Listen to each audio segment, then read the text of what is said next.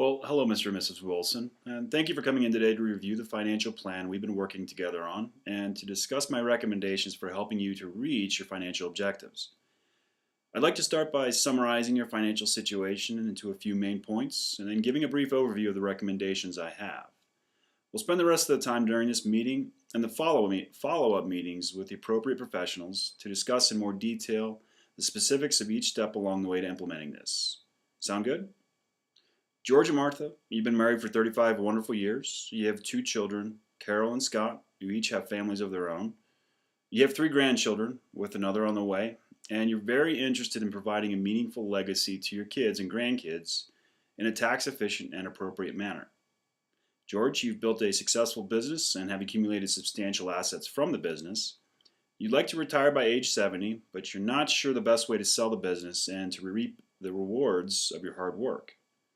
Martha, you've worked as a marketing manager for an advertising agency for the past 10 years.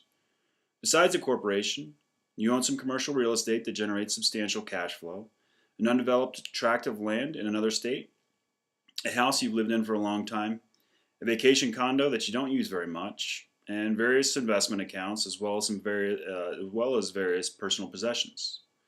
The homes you have some mortgage debt, but other than that, you don't have any other debt. Does that about sum things up? Well, first, I'd like to cover at a very high level all the recommendations that I have. And I assure you we'll go into much further detail as we cover each recommendation. Understood? Let's start with your retirement and the sale of the corporation. First, I recommend you seek an independent firm to provide a valuation of the business for the purposes of selling at the highest possible value. From there, you could either negotiate with Hank to structure the sale of the business or find another party to sell to. But that valuation price could then be used as a starting point in the negotiations. Separately, while you're structuring the sale, it's imperative that you formulate a buy-sell agreement for the corporation in case you die early or become disabled. Now, the corporation should purchase a life insurance and a disability policy to insure you so that it has the resources to pay the surviving members of your family without liquidating assets from the business. Next, there's a fairly major diversification issue in the allocation of your assets. About one half of your net worth consists of closely held stock of Air Technologies Incorporated, as well as the lion's share of your gross income. Now, while you're still the controlling shareholder of the company, and while you're still the CEO, there's very little to be done about the issue. In the plan, I've recommended an asset allocation strategy to invest your other assets appropriately to provide at least some level of diversification. Once the company is sold and the proceeds are in liquid assets, I would recommend investing the rest of the assets according to the investment policy statement contained within this plan. Next, to increase your retirement income on a tax advantage basis, one thing you can do, you can set up through the company what's called a supplemental executive retirement plan that'll pay a percentage of your current income after you retire. Now, this is classified as a non-qualified deferred compensation plan, so it's not subject to ERISA requirements, and you can exclude the rank and file employees. Next, concerning the lump sum distributions of the company stock from your 401k when you retire, only the portion of the value of the stock that constitutes the cost basis will be taxable as income when you distribute the funds. This means that if you decide to withdraw the entire $2.5 million, only the $750,000 will be taxable as income at the time of withdrawal. The rest is called net unrealized appreciation and will be taxed as a long-term capital gain when you sell the stock.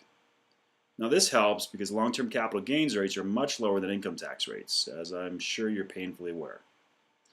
Well, let's talk about some of the estate planning strategies.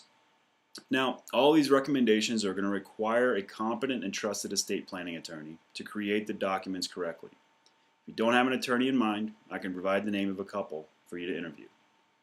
First, you should update your will and designate powers of attorney for both your financial affairs and your health care, in case something happens to you and you can't make your own decisions. Next, you should update the beneficiaries on your retirement accounts and life insurance policies, and also create what's called a transfer on death for the brokerage accounts and other non-qualified accounts like the savings account and the checking account. Next, to prevent some assets from going through probate And to minimize the estate tax liability, I recommend the creation of several trusts. First, a revocable living trust can be used while you're still alive to hold assets like the house, the brokerage account, and the vacation condo, and ultimately will prevent those assets from going through probate. In the plan, I've described what's called a bypass trust, and that'll allow the surviving spouse the rights to the income of the assets in the trust, and ultimately the inheritance of the assets in the trust by the grandkids. Now, we'll need to discuss this in much further detail because there is a possible complication to your plan by adding what's called the possibility of generation skipping transfer tax. And this is because you want to name the grandchildren as beneficiaries of the trust and not your children. This could add unnecessary tax liabilities, and we'll go into much further detail about that later. For the scope of this meeting, I've structured the plan according to your objectives as you stated them, but we may need to reevaluate once we look at the details. Sound good? Moving on. To reduce your estate, there are a couple items to discuss. First, you can create a family limited partnership to hold the commercial real estate property. This allows you to gradually gift away your interest in the property while still retaining control and getting income from the property.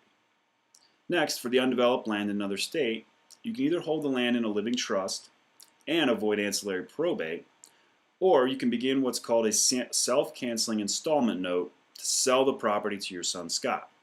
Now, this gives Scott the ability to buy the land over time. It allows you to reclaim the property if he should default, and it removes the property from your gross estate over the course of the loan. Next, I recommend you use what's called a charitable remainder unit trust to donate to charity.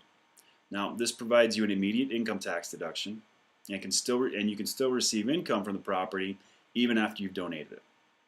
You also have the flexibility to donate more to the charity in the future, and if the property increases in value, it can serve as a hedge against inflation.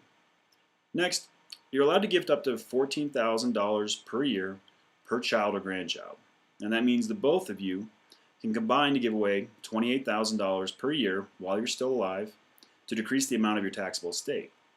And we'll talk about this in detail, but this can help with the other areas of the plan, like funding for college expenses for the grandkids.